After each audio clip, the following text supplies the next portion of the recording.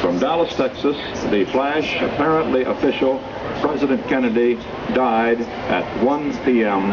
Central Standard Time, 2 o'clock Eastern Standard Time, some 38 minutes ago.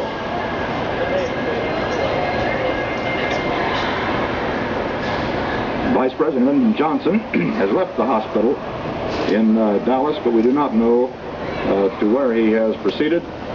Presumably, he will be taking the oath of office shortly and become the 36th President of the United States.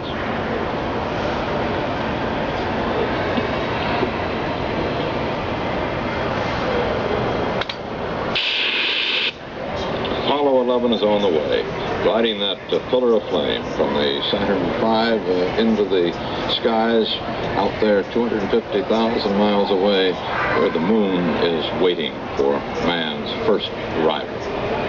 Flight to take 3 days, and the spacecraft to reach there on Saturday, the landing to take place on Sunday, and Neil Armstrong to set foot on the moon at 2:21 a.m. on Monday morning.